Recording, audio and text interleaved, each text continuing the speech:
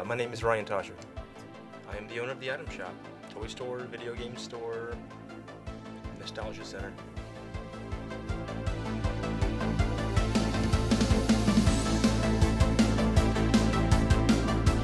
I believe my first collection was Simpsons stuff. I was a big Simpsons fan back in the early 90s, and I just got really into it, started collecting anything from like magazine article clippings to all the Burger King statuary that came out.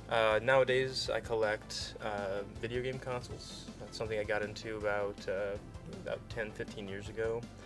I always grew up around video game consoles. My older brother was a big gamer on Super Nintendo and 64, and those are things that I just kind of have a very close tie to.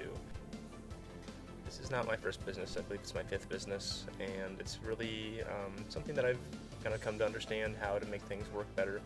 I started in antiques and collectibles, mostly like furniture too. I did a lot of restoration for another fella before I decided to kind of go off on my own and do it. And then, the goal is always to create a positive environment for your customers, as well as make the sales you need to survive. To date, it is my most successful location that I've ever had. Other stores I had before were a little different. Like I said, antiques and furniture. Kind of moved into vintage items, moved into toys, moved into video games, and it just kind of expanded from there. Things got smaller and easier to handle, and it's just more fun to deal with this kind of stuff. I think what's nice, especially in a growing digital era, is to have a physical place to go. I find that communities grow and friendships are made in places where people can physically be together and see the same things over and over. I hear many stories from gamers and toy collectors alike that it is nice to watch streamers and things like that, but the real day-to-day aspect of their lives has to do with their local community. And if places like this aren't around, then that's just something that is missing, in my opinion. I talk to collectors all the time about why they like to shop in person. Sometimes it's as easy as I like to see the condition of the item. I want to make sure that it's exactly what I'm paying for. Sometimes online it's really tough to see exactly what you have before it's in your hands. But more than anything, I hear people talk about the hunt. I think the hunt is something that's fun. You go out over the course of years, and you go to the places carry the kind of items that you like, and here and there you pick things up. It can make collecting more fun. You're not kind of overspending usually. You're not just online looking at ad after ad of things that you want. It's more about coming across the thing. Many people say in the wild.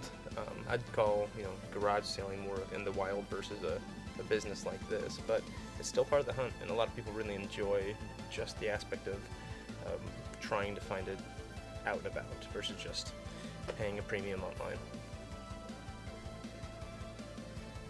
A lot of times at first glance, people from outside any kind of collector's realm really don't understand why things are priced the way they are. And it could be anything from rarity to how many were printed, to just the amount of people who are interested in that item. I think that the act of collecting is very appealing to some people, to very nostalgic people who have a close tie or want to remember their youth.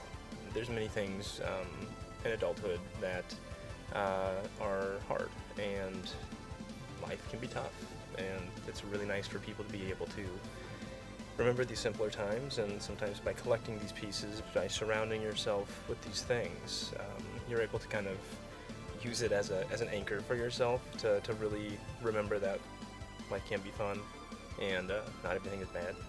And I think that's, for me, I also like a lot of the stories and community that go along with it. But I think inside people, it is very important for them to be close to that thing that they loved.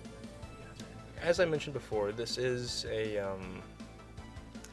been a very successful run for me, and we are expanding. So our next step is going to be actually moving to a larger building, We're going to be doing that early next year. It's going to be about 2.5 times the space. Lots of good storage area for us to keep doing online sales and continue for storing items for later display. And there's a lot of opportunity there. We're looking forward to growth as well as maybe even expansion and future locations.